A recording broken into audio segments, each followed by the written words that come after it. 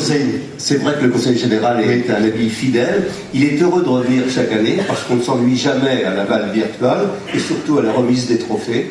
Alors, art, architecture, le virtuel est un art. Oui. Nos étudiants sont des artistes. Donc je suis heureux de remettre ce prix au nom du Conseil général. Je vous présente une maîtresse d'école. Alors, SIEM, ça veut être logiquement la 6e catégorie. On s'est un peu trompé, excusez-nous. Voilà. Alors, le trophée pour la catégorie architecture, art et culture est attribué à Art et Vent pour le Robographe France. Le Robographe.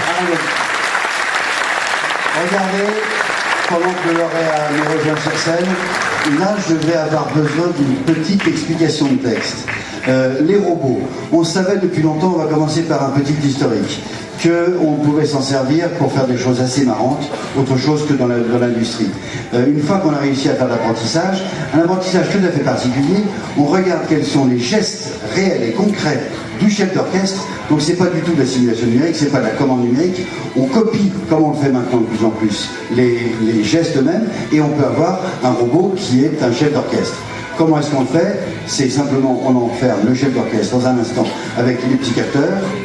La motion capture, donc on capture en temps réel, donc avec les technologies de la réalité virtuelle, les mouvements, et puis on reproduit ça avec un robot industriel.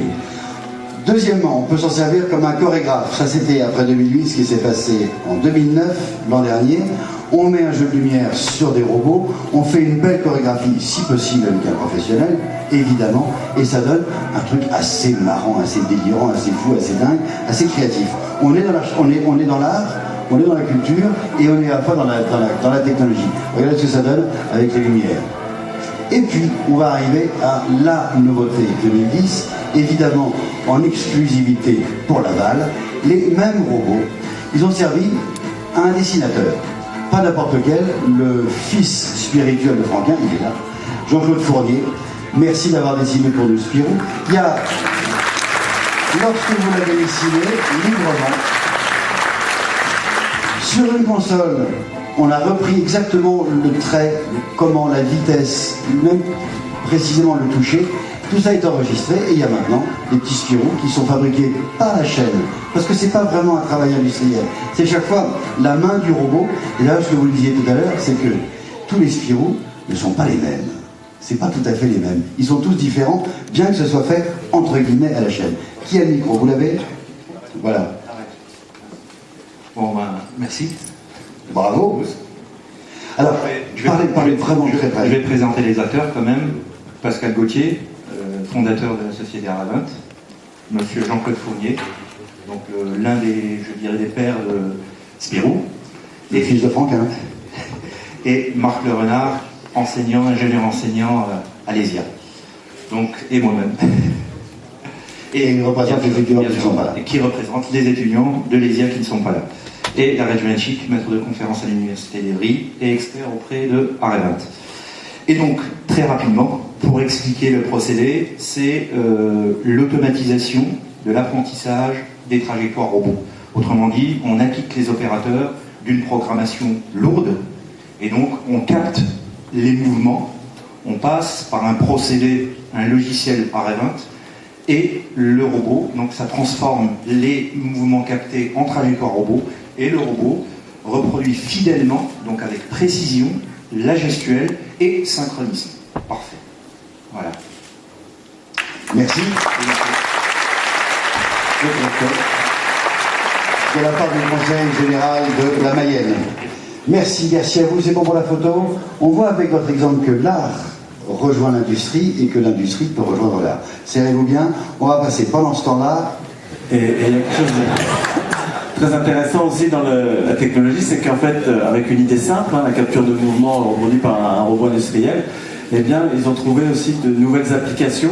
C'est de sauvegarder en fait le savoir d'une entreprise, par exemple le mouvement d'un peintre qui est en entreprise, qui sait par exemple peindre une carrosserie ou quelque chose comme ça. On peut aussi le digitaliser et le faire reproduire par le robot, n'est-ce pas? Et il y a encore des robographies à vendre sur le numéroté, signé par le dessinateur. et c'est chaque fois les mêmes, mais tout à fait les mêmes, tout à fait un autre. Vous avez un mot, bien que les sénateurs, vous savez peut-être parler aussi, vous avez le micro.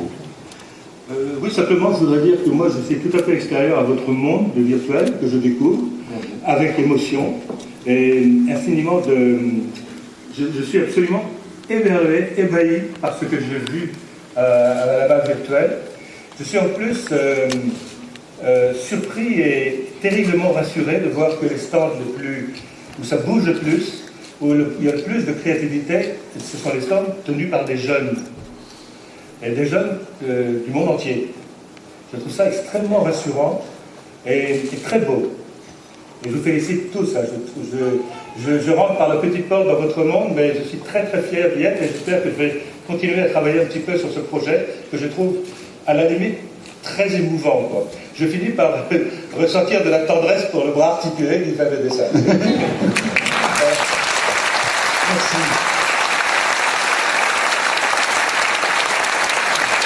Vous savez, un beau cadeau à faire, ça serait d'offrir un exemplaire au Conseil Général de la Mayenne. Oh oui, oui, je pense que ça va faire plaisir. 7e